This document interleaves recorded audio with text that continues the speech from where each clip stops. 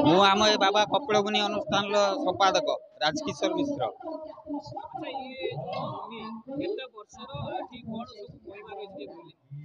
एटा हूँ आमर 1945 मसीहारू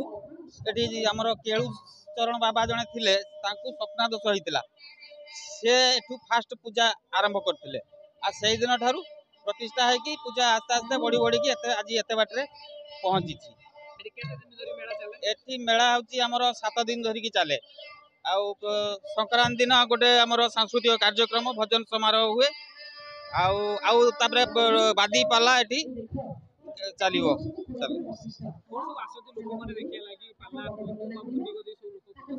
लोक तो ये ब्लॉक बाहर भी लोक आसुचंदी बहुत लोक बर्तमान आप देखी पारे आज शेष दिन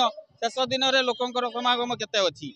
आ दुकानी माने आसंती से माने विदेयपुर साइड रु भी माने आसुचंदी जामजाड़ी एपटर बाबा आउरी आगु को भी से माने दुकानी नै कि आसिकी मेला पकांती दूर दूरांत आसिक मानसिक पूर्ण हुए। ये बाबांकर गोटे महिमा रही थरे आप विश्वास करेंगे गोटे मुदी छोट छुआर आंगुठीटे हजिगला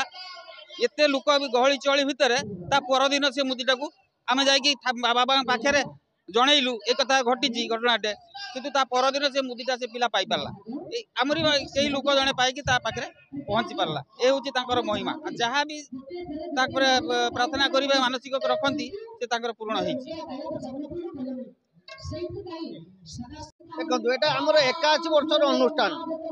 केलु बाबा जड़े थे स्वप्ना दशा है से गुटे रात आज 8 राति पर्यंत बर्तमान पाला होती बड़ बड़ गायक मैंने आसती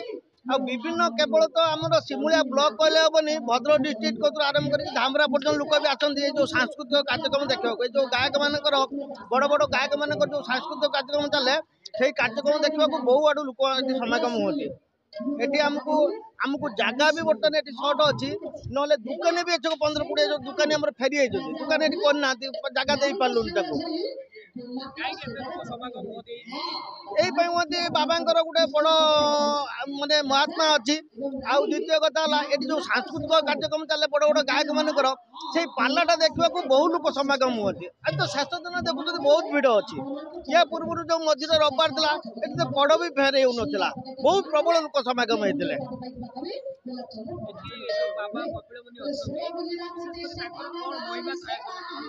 कतर जदि गोटे आमर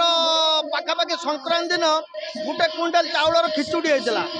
तापर पाखापाखि 700-800 खिचुड़ी खीरी ये हूँ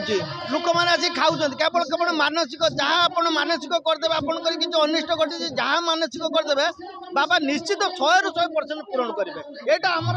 100 भरोसा भी अच्छी आमर आराध्य देवता होती आम अब्दुलानी आखपाख अंचल आराध्य देवता होती आम कपिलमुनि बाबा कपिलमुनि भक्त मैंने केवल सिमुलिया ब्लॉक नुहे भद्रक आसती धामरा विदेयपुर दुनिया आड़ लोक आसती आसिक सांस्कृतिक कार्यक्रम उपभोग कर जाते बहुत शांति श्रृंगार भी आम कार्यक्रम चले आमर अनुष्ठान जिते सब कार्यकर्ता रही समस्ते बहु परिश्रम करके बहुत शांति श्रृंखला भी रक्षा करती। पंचायत मेला को आसती बहुत समागम हुए 8-10 दिन चले मेला अनुष्ठान टी बहुत दिन पुराना अनुष्ठान ये तो बड़ बड़ महोत्सव को भी पछे जो मेला आमर जो अच्छा कमिटर मेंबर माने बहुत शांति शुक्लार भी पूजाटा करुँच